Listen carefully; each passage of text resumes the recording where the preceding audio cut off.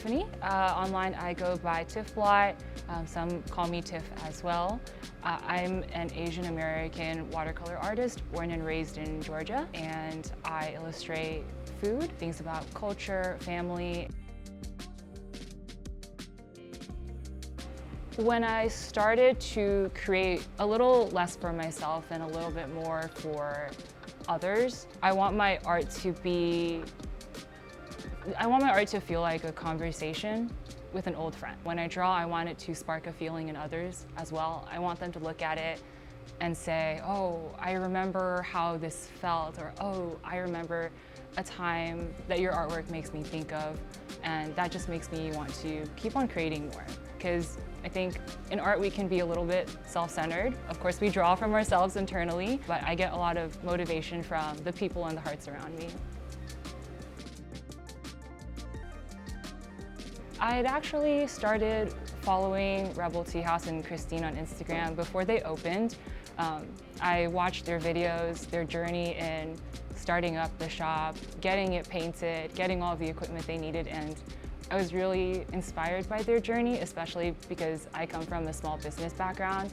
My parents own a restaurant. They've owned one since before I was born, and I see all of the hard work that goes into building a business from the ground up.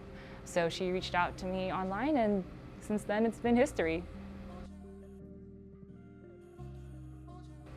In terms of artists, my biggest inspiration would probably be Hayao Miyazaki, the director of Studio Ghibli. I get that comment a lot. They look at my artwork and say, oh, it reminds me of this movie. And that would be a pretty true statement to say he's one of my greatest influences. But I would say, other than that, my camera roll.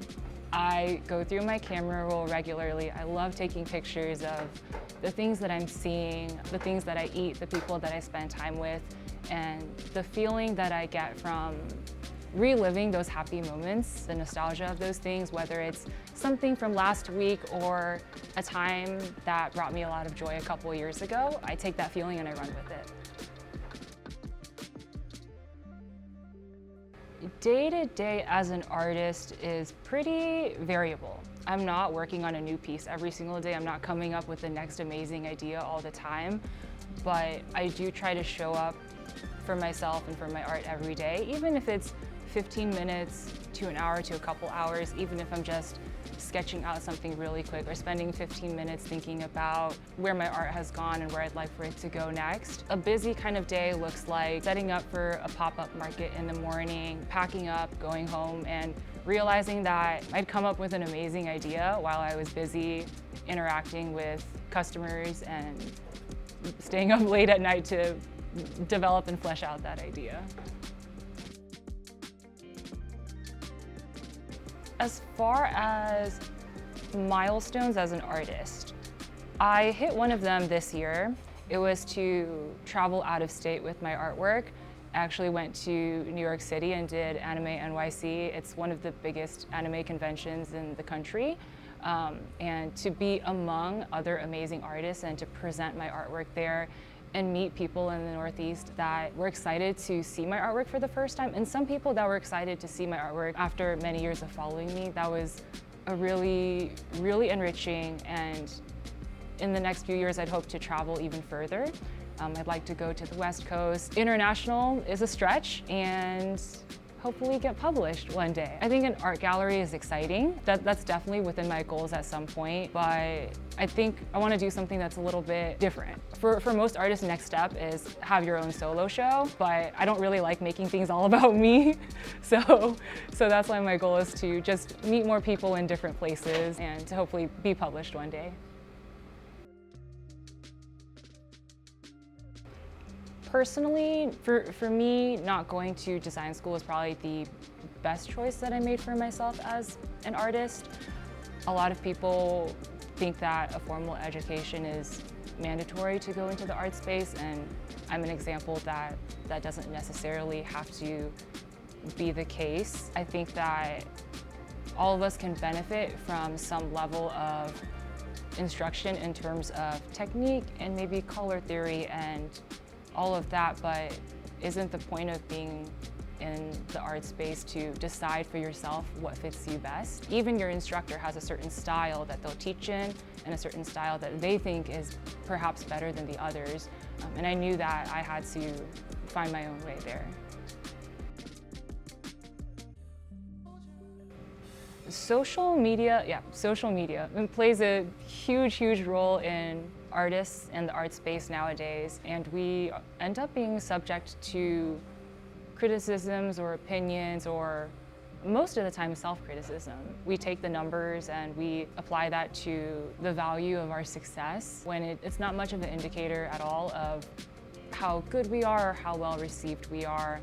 The push and pull of the tides of social media make us feel like we have to be influencers. But I think we're creatives and artists first, and our work should speak for itself. I think I'm in an art space that's kind of a mix of popular media, mostly because I do a mix of fan art and traditional art and my own original artwork, but within the fan art space, and even in the original art space, sometimes we see one person's success.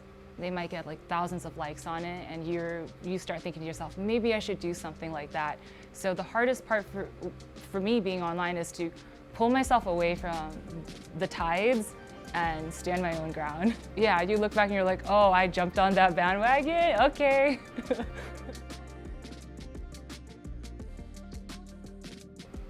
I want to shout out my favorite nonprofit, We Love Buford Highway. They support the immigrant and minority community on that corridor. They support a lot of small businesses who have owners that don't necessarily speak very good English. They don't know how to promote themselves. Sometimes they're stubborn in their ways, so they'll never put out an ad about like, hey, come and eat here. A few years ago, they reached out to me and asked me to participate in this new campaign they were doing called Restaurant Month. They do this every August. Small businesses can sign up for their promotional month where they create some kind of activity or interactive piece that encourages locals to go and try their food. This year, I illustrated a stamp card for them, and I also made custom stamps. And each person that goes to the restaurant can collect stamps on a card and enter them for a raffle. And I was creating stamps based on dishes that they were known for. And a lot of those places were places that I actually grew up eating at. My family, when they moved to America, they were in that area a lot. That's where they went to go find comfort food. That's where I grew up learning about culture that, perseveres in the face of, gentrification. And I support their mission as much as I can. And that was one of the most fulfilling experiences for me as an artist, because I felt like in a lot of ways I was doing for small businesses what I couldn't do for my parents because I was so young. I didn't know how to use social media. I didn't know how I could promote them and let people know where the restaurant is. And to do that for people that are still struggling today and doing their best, I felt like I was honoring them in a way. Yeah, I love that they don't just promote Asian American businesses, because to be honest, it's not just, a lot of Hispanic communities also settle and find their roots there. So when I was doing the stamp card for We Love Buford Highway, we were including Korean, Chinese, Hispanic businesses, I can't remember from where, some Ethiopian businesses as well, Filipino, so trying to be all-encompassing. Yeah.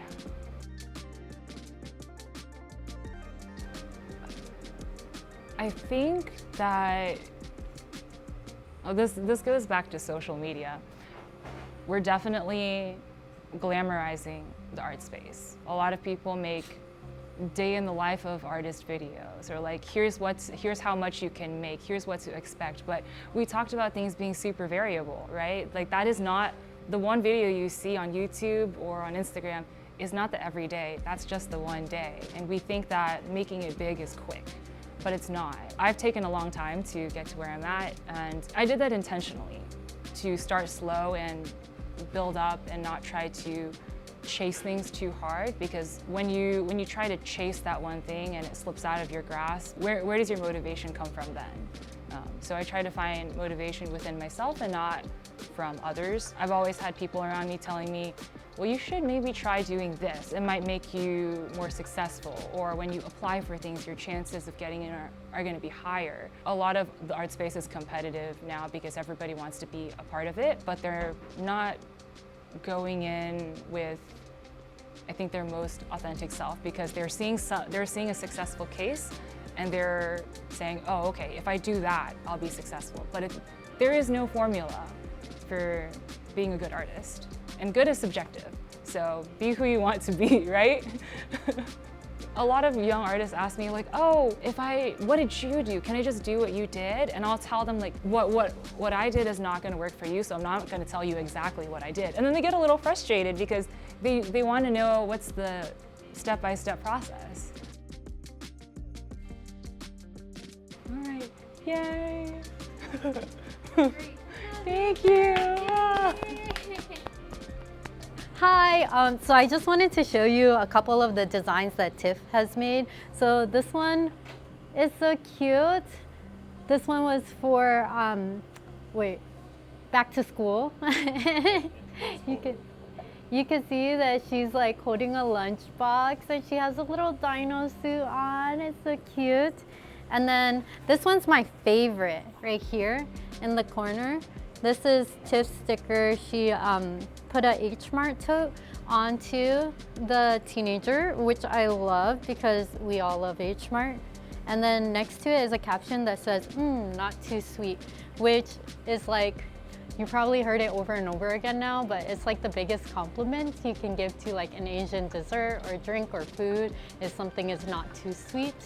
And then additionally, this is a Kirby sticker she designed where it's like inhaling like bows and egg tarts, which is really awesome. I still have yet to find like a really, really super good egg tart in Atlanta, but hopefully soon.